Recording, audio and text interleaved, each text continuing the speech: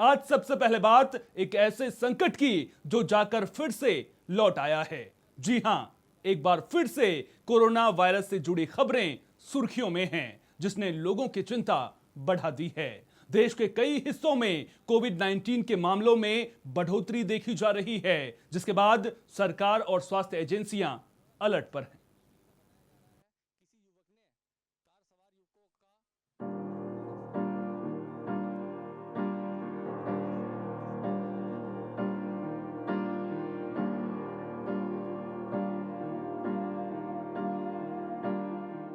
स्वास्थ्य मंत्रालय के ताजा आंकड़ों के मुताबिक देश में सक्रिय कोविड-19 मामलों की संख्या अब 1000 से ज्यादा के आंकड़े को पार कर गई है। ये इस साल पहली बार है जब सक्रिय मामलों की संख्या 4 अंकों में पहुंची है। सोमवार 26 मई सुबह 8 बजे तक कुल 1009 सक्रिय मामले दर्ज किए गए, जिनमें से 752 मामले 19 मई 2025 के बाद रिपोर्ट किए गए हैं। हालांकि इस दौरान 305 मरीज ठीक भी हुए हैं और 7 लोगों की जान गई है। जानते हैं किन राज्यों में स्थिति चिंताजनक बनी हुई है। केरल इस समय सबसे अधिक प्रभावित राज्य बना हुआ है, जहां 430 सक्रिय मामले दर्ज किए गए हैं। इसके बाद महाराष्ट्र में 209 सक्रिय केस हैं। राष्ट्रीय राजधानी दिल्ली में भी 104 सक्रिय मामले सामने आए हैं। गुजरात में भी 83 सक्रिय मामले दर्ज किए गए हैं। कर्नाटक और तमिलनाडु में भी लगभग 50 से 70 सक्रिय मामले सामने आए हैं। चिंता का विषय नए कोरोना वेरिएंट्स हैं, जिनकी पहचान की गई है।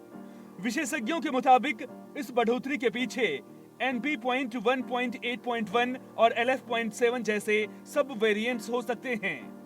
NB.1.8.1 वेरिएंट सबसे पहले चीन में पाया गया था और ये ओमिक्रॉन वंश JN.1 का एक सब वेरिएंट है। भारत में इसकी पहचान सबसे पहले अप्रैल 2025 में तमिलनाडु में हुई थी। वहीं मई में गुजरात में LF.7 के 4 मामले सामने आए।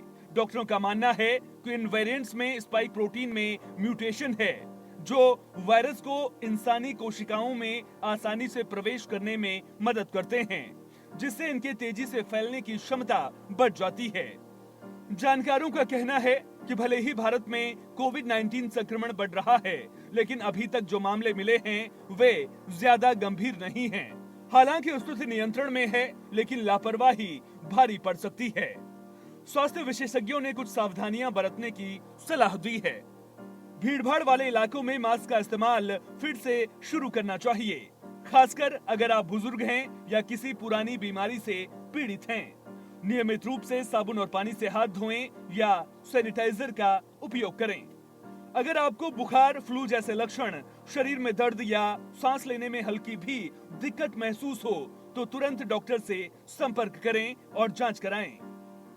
गैर जरूरी भीड़भाड़ वाले स्थानों पर जाने से बचें।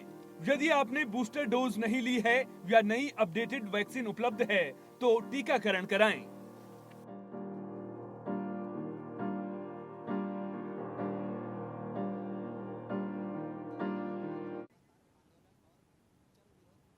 Prevention is better than cure. सरकार और स्वास्थ्य एजेंसियों ने तो स्थिति की लगातार निगरानी जारी रखी हुई है, लेकिन यह महत्वपूर्ण है कि हम सभी मिलकर जिम्मेदार नागरिक बने और आवश्यक सावधानी बरतें, ताकि इस वायरस को फैलने से रोका जा सके।